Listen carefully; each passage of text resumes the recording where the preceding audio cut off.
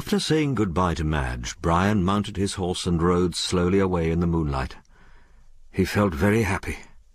Oh, yes, they would live on the ocean, and she would find how much pleasanter it was on the restless waters, with their solemn sense of mystery, than on the crowded land. He would put the secret behind his back, and would wander about the world with Madge and her father. He felt a sudden chill come over him. "I'm a fool," he thought as he gathered up the reins and spurred his horse into a canter. "It can make no difference to me so long as Madge remains ignorant. But to sit beside him, to eat with him, to have him always present like a skeleton at a feast, God help me." He urged his horse into a gallop, and as he rushed over the turf with the fresh, cool night wind blowing keenly against his face, he felt a sense of relief, as though he were leaving some dark spectre behind. On he galloped, with the blood throbbing in his young veins, over miles of plain, with the dark blue, star-studded sky above, and the pale moon shining down on him. On, ever on, until his own homestead appeared. A groom, roused by the clatter of hoofs up the avenue, came round the side of the house, and Brian leapt off his horse, and, flinging the reins to the man, walked into his own room. There he found a lighted lamp, brandy on the table, and a packet of letters and newspapers. He opened the window and door so as to let in the cool breeze. Then, mixing for himself a glass of brandy and soda, he turned up the lamp and prepared to read his letters. The first he took up was from a lady, but after reading half a page of small talk and scandal, he flung it on the table with an impatient ejaculation. The other letters were principally business ones, but the last proved to be from Colton, and Fitzgerald opened it with a sensation of pleasure. The lawyer was a capital letter-writer. "My dear Fitzgerald, I suppose you still hold the secret which Rosanna Moore entrusted you with? Ah, you see, I know her name. How? Simply because, with the natural curiosity of the human race, I have been trying to find out who murdered Oliver White, and as Rosanna Moore was likely to be at the bottom of the whole affair, I have been learning her past history. In the first place, I discovered from Roger Morland, who, if you remember, was a witness against you at the trial, that White and Rosanna Moore had come out from England to Sydney together about a year ago, travelling as Mr. and Mrs. White. I telegraphed home to England to a friend of mine who was a bit of an amateur detective, and, mirabile dictu, he found out all about her. It appears, however, that the task I set him was easier than I expected, for the so-called Mrs. White was rather a notorious individual in her own way. She was a burlesque actress at the Frivolity Theatre in London, and being a very handsome woman had been photographed innumerable times. Consequently, when she very foolishly went with White to choose a berth on board the boat, she was recognized by the clerks in the office as Rosanna Moore, better known as Musette of the Frivolity. Why she ran away from England I cannot tell you. Perhaps Musette got weary of St. John's Wood and champagne suppers, and longed for the purer air of her own land. Ah, yes, she was a native of Australia, and indeed before she left these shores for England was celebrated on the stages of Melbourne. Why she chose White to come home with puzzles me. He was not rich, not particularly good-looking, had no position, and a bad temper. How do I know all these traits of Mr. White's character, morally and socially? Easily enough. My omniscient friend found them all out. Musette, I may tell you, had one special vice, a common one, drink. She loved champagne and drank a good deal of it. Consequently, on arriving at Melbourne and finding that a new generation had arisen which did not know her, she drowned her sorrows in the flowing bowl. One night, after a quarrel with Mr. White, she went out to view Melbourne after darkness had fallen. A familiar scene to her, no doubt. What took her to Little Burke Street, I don't know. Perhaps she got lost, perhaps it had been a favourite walk of hers in the old days. At all events, she was found dead drunk in that unsavoury locality by the slum girl, Sal Rawlins. Sal acted the part of the Good Samaritan. She took her to the squalid den she called home, and there Rosanna Moore fell dangerously ill. When White found out where she was, and that she was too ill to be removed, he went back to his lodgings at St. Kilda.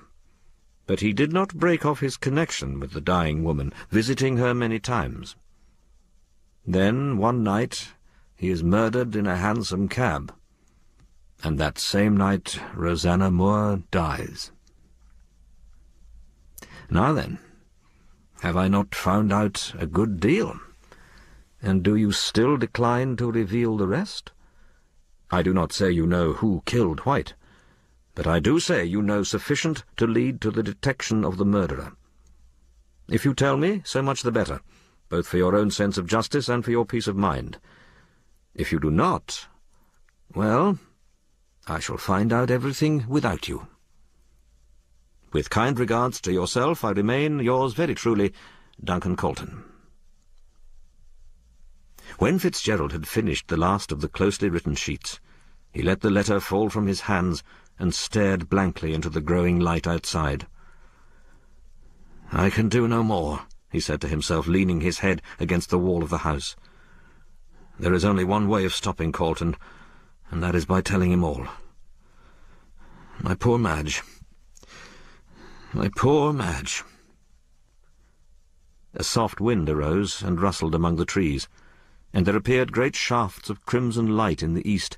Then, with a sudden blaze, the sun peered over the brim of the wide plain. The warm yellow rays touched lightly the comely head of the weary man, and turning round he held up his arms to the great luminary as though he were a fire-worshipper. "I accept the omen of the dawn, for her life and for mine."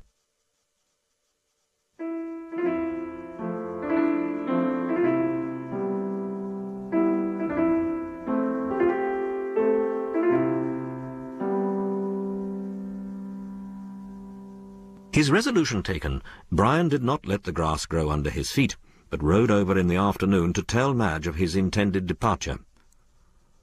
"I received a letter last night," he said, turning his face away from her, "and as it's about some important business, I must start from Melbourne at once."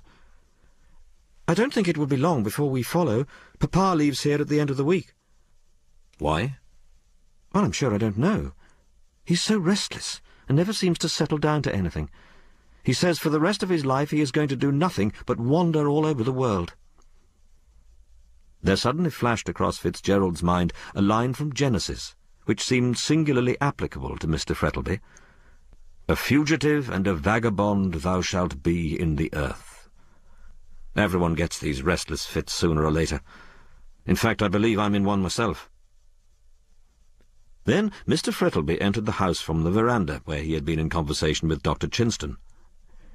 "Fitzgerald, I am glad to see you here again." "I do certainly let you know I'm living, don't I?" replied Brian, his face flushing as he reluctantly took the millionaire's proffered hand. "But the fact is, I've come to say goodbye for a few days." "Ah, going back to town, I suppose. I don't know that you're wise, exchanging the clear air of the country for that dusty atmosphere." "Yet Madge tells me you are going back." "Depends upon circumstances. I may and I may not. You go on business, I presume?" "Well, the fact is, Carlton—" Here Brian stopped suddenly and bit his lip with vexation, for he had not intended to mention the lawyer's name. "Yes?" Mr. Frettlby looked keenly at Brian. "Wants to see me on business." The two men looked at one another steadily for a moment, and in that short space of time a single name flashed through their brains: the name of Rosanna Moore. The lovers moved out onto the veranda, leaving Frettlby alone. He shivered for a moment in the heat, as though it had grown suddenly chill. Dr. Chinston entered, and Frettlby took his arm. "I want you to come up to my study, Doctor, and examine me." "Why, don't you feel well?" "Not lately. I'm afraid I've got heart disease." The doctor looked sharply at him and then shook his head. "Nonsense. It's a common delusion with people that they have heart disease, and in 9 cases out of 10 it's all imagination." Chinston made an examination of Mark Frettlby, and when he had finished his face was very grave, though he laughed at the millionaire's fears. "You're all right. Action of the heart a little weak, that's all. Only avoid excitement. Yes, avoid excitement. Just as Frettlby was putting on his coat, a knock came to the door, and Madge entered. Brian is gone, and... Oh, I beg your pardon, Doctor. Is Papa ill? No, child, no, said Frettlby hastily. I'm all right. I thought my heart was affected, but it isn't. Not a bit of it, answered Chinston. You're all right. Only avoid excitement. But Madge, who had her eyes fixed on the doctor's face, saw how grave it was. She waited until her father had departed from the room, then addressed the medical man.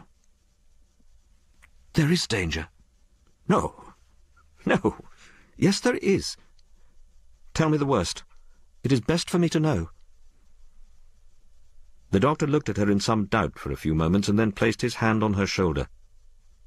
My dear young lady, I will tell you what I have not dared to tell your father. His heart is affected.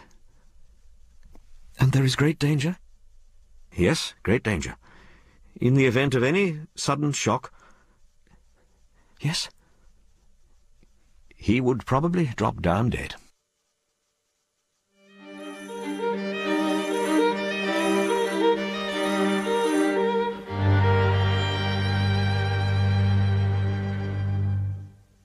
Mr. Colton sat in his office reading a letter he had just received from Fitzgerald, and judging from the complacent smile upon his face, it seemed to give him the greatest satisfaction.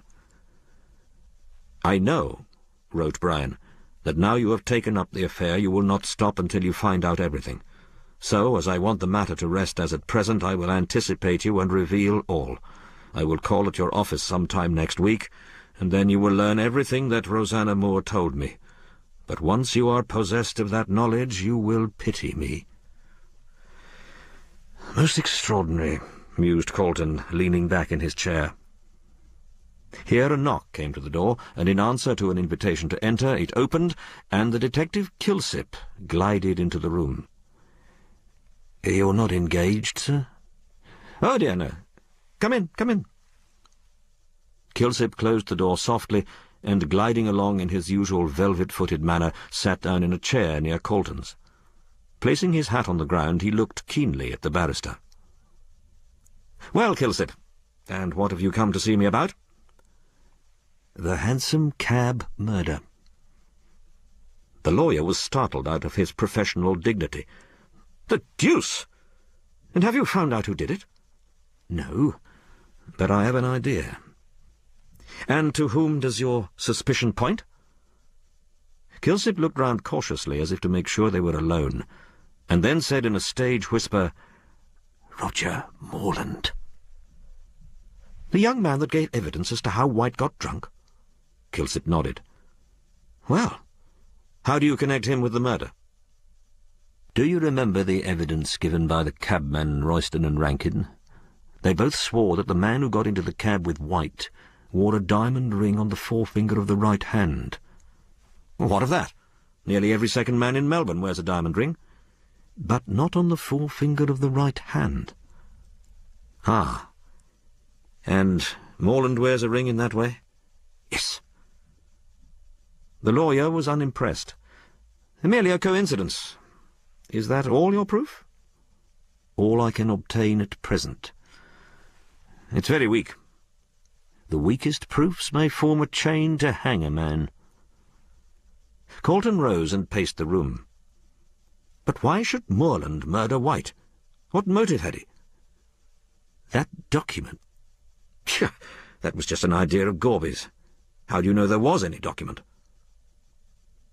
The fact is, Colton did not intend Kilsip to know that White really had carried a document until he heard what Fitzgerald had to tell him. When Kilsip did not answer, Colton resumed his walk. "How do you know about Morland's ring?" "The fact is, Morland is employed as a barman in the Kangaroo Hotel." "A barman? And he came out here as a gentleman of independent fortune. Hang it, man, that in itself proves that he had no motive to murder White. Morland pretty well lived off White. So what could have induced him to kill his golden goose and become a barman? The idea is absurd." "Well, you may be right. I don't pretend to be infallible. But at all events, when I saw Morland in the bar, he wore a silver ring on the forefinger of his right hand. Silver isn't a diamond. No, but it shows that that was the finger he was accustomed to wear his ring on. When I saw that, I determined to search his room. I managed to do so while he was out, and found... A mare's nest? nothing. And so your castle of cards falls to the ground. Your idea is absurd. Morland no more committed the murder than I did. Why, he was too drunk on that night to do anything. I'm sure that Morland was not drunk on that night. He only said so to escape awkward questions as to his movements. Depend upon it, he knows more than he lets out. Well, how do you intend to set about the matter? I shall start looking for the coat first. Ah, you think he has hidden it? I am sure of it. My theory is this. When Morland got out of that cab at Powlett Street, he turned to the left down George Street and walked back to town through the Fitzroy Gardens. There, knowing that the coat was noticeable, he threw it away, or rather hid it. I intend to look for the coat in the Fitzroy Gardens. Sure, a wild goose chase. Possibly. And he rose to go. "And when shall I see you again?" asked Colton. "Oh, tonight." Kilsip paused at the door. "I had nearly forgotten. Mother Guttersnipe wants to see you. I'm to take you to her." "Why? What's up?" "She wants to tell you some secret." "She does? Why, I wonder?" "Because she's dying." That evening at 8 o'clock, Kilsip called at the lawyer's office in order to guide him through the squalid labyrinths of the slums. In a short time they found themselves in Little Burke Street, and after traversing a few dark and narrow lanes, by this time they were more or less familiar to Colton, they stood before Mother Guttersnipe's den. They climbed the rickety stairs, which groaned and creaked beneath their weight, and found the old woman lying on the bed in the corner. The elfish, black-haired child called Liza was playing cards with a slatternly-looking girl at a deal table by the faint light of a tallow candle. They both sprang to their feet as the strangers entered, and the elfish child pushed a broken chair in a sullen manner towards Mr. Colton, while the other girl shuffled into a far corner of the room and crouched down there like a dog. The noise of their entry awoke the hag from an uneasy slumber. She presented such a gruesome spectacle that involuntarily Colton recoiled. Her white hair was unbound, and hung in tangled masses over her shoulders in snowy profusion. Her face, parched and wrinkled, with the hooked nose and beady black eyes like those of a mouse, was poked forward, and her skinny arms, bare to the shoulder, were waving wildly about as she grasped at the bedclothes with her claw-like hands. The square bottle and the broken cup lay beside her, and filling herself a dram, she lapped it up greedily. The irritant brought on a paroxysm of coughing, which lasted until the elfish child shook her well and took the cup from her. "Greedy old beast," muttered this amiable infant, peering into the cup. "You'd drink the Yarra River dry." Kilsip stepped forward. "None of this." Taking Liza by one thin shoulder, he pushed her over to where the other girl was crouching. "Stop there till I tell you to move." Meanwhile, Colton was addressing himself to the old woman in the corner. "You wanted to see me?" He spoke gently, for notwithstanding his repugnance to her, she was, after all, a woman, and dying. "Yes, Cassia. You ain't a parson?" "No, I am a lawyer." "I ain't a-going to have the cussed parsons a-prowling round here. I ain't a-going to die yet, Cassie. I'm going to get well and strong, and have a good time of it." "I'm afraid you won't recover. You had better let me send for a doctor." "No, I shan't," retorted the hag, aiming a blow at him with all her feeble strength. "I ain't a-going to have my insides spoiled with salts and senna. I don't want neither parsons nor doctors, I don't." "Very well. What is it you wanted to see me about?" "Don't be in such a hurry, or I'm blamed if I tell you anything, so help me." She was evidently growing very weak, so Colton turned to Kilsip and told him in a whisper to get a doctor. The detective scribbled a note on some paper, and giving it to Liza, ordered her to take it. At this the other girl arose, and putting her arm in that of the child's, they left together. "Them two young hussies gone. Right you are. For I don't want what I've got to tell to get into the newspaper, I don't." "And what is it?" asked Colton, bending forward. The old woman took another drink of gin, and it seemed to put life into her. "You've been here afore." She pointed one skinny finger at Colton. "You wanted to find out all about her as died, but you didn't.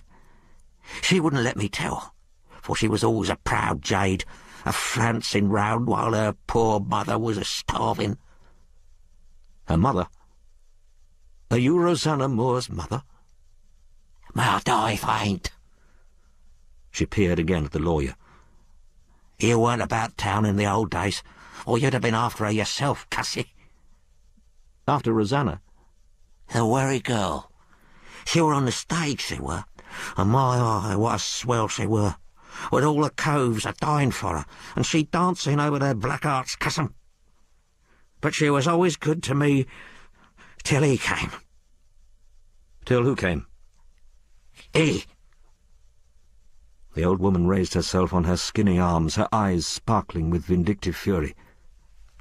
"He. A-coming round with his diamonds and his gold, and ruining my poor girl. How he's held his blooming head up all these years as if he were a saint, I don't know. Cuss him. Cuss him." "Whom does she mean?" whispered Colton to Kilsip. "Mean?" Mother Guttersnipe's sharp ears had caught the muttered question. "Why, Mark Frettlby." "Good God!" Colton rose up in his astonishment, and even Kilsip's inscrutable countenance displayed some surprise. "Aye, they were a swell in them days, and he comes a-philandering round my girl, cuss him, and ruins her, and leaves her and the child to starve." "There was a child? What was her name?" "Tchah! As if you didn't know my granddaughter, Sal." "Sal Rawlins is Mark Frettlby's daughter?" "Yes, and as pretty a girl as the other one, her half-sister, even if she did happen to be born on the wrong side of the hedge." Exhausted by the effort she had made, the old woman sank back in her bed while Colton sat dazed, thinking over the astounding revelation that had just been made. That Rosanna Moore should turn out to be Mark Frettlby's mistress he hardly wondered at. After all, the millionaire was but a man, and in his young days had been no better and no worse than the rest of his friends.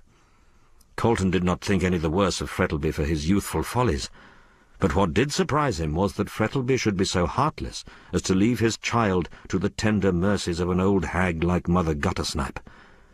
It was so entirely different from what he knew of the man that he was inclined to think the old woman was playing him a trick. Then he was struck by a sudden thought. Did Mr. Frettlby know Sal was his child? "Not he. He thought she was dead, he did, after Rosanna give him the go-by." "And why did you not tell him?" "'Cause I wanted to break his heart, if he had any. Sal was a-going wrong as fast as she could. If she'd gone and got into prison, then I'd have gone to him and said, 'Look at your daughter. I've ruined her as you did mine.'" Carlton was revolted at the malignity of the scheme. "You wicked woman! You sacrificed an innocent girl for this?" "None of your preaching. I ain't been brought up for a saint, I ain't." Suddenly she laid her hand on the pillow. "He paid me well to hold me tongue about my daughter." "Mark Frettlby gave you money?" "To guard his precious high and mighty name, cuss him. I've got it here, all gold, good gold, and mine, cuss me." Colton rose. He felt quite sick at this exhibition of human depravity and longed to be away. As he was putting on his hat, however, the two girls entered with the doctor. The man nodded to Kilsip, cast a sharp, scrutinizing glance at Colton, and then walked over to the bed. Mother Guttersnipe opened her eyes. "Who's you? Get out." but then she seemed to grasp the situation again, and she started up with a yell which made the hearers shudder. My money! She clasped the pillow in her skinny arms. It's all mine. You shan't have it, Gussie. The doctor arose from his knees and shrugged his shoulders. Not worthwhile doing anything. She'll be dead soon. The old woman, mumbling over her pillow, caught the word and burst into tears. Dead? Dead? No, I ain't fit to die, Gussie. Save me, save me. I don't know where I'd go to help me. Save me. And she clawed at the doctor's sleeves. The doctor tried to remove her hands, but she held on with wonderful tenacity. "It is impossible," he said. "I'll give you money to save me. Good money, all mine, all mine. See, here. Sovereigns." And tearing her pillow open, she took out a canvas bag, and from it poured a gleaming stream of gold. Gold, gold. It rolled all over the bed, over the floor, away into the dark corners, yet no one touched it. So enchained were they by the horrible spectacle of the dying woman clinging to life. She clutched some of the shining pieces and held them up to the three men as they stood silently beside the bed. But her hands so trembled that sovereigns kept falling from them onto the floor with metallic clinks. "All mine! All mine!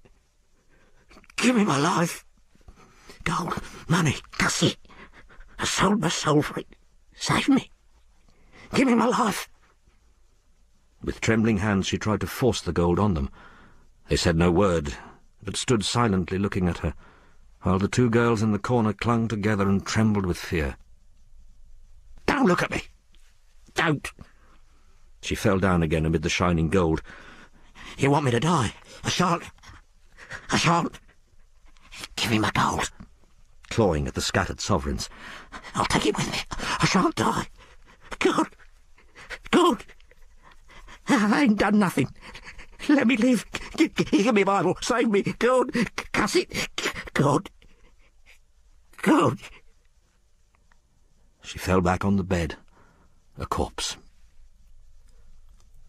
The faint light of the candle flickered on the shining gold and on the dead face framed in tangled white hair, while the three men, sick at heart, turned away in silence.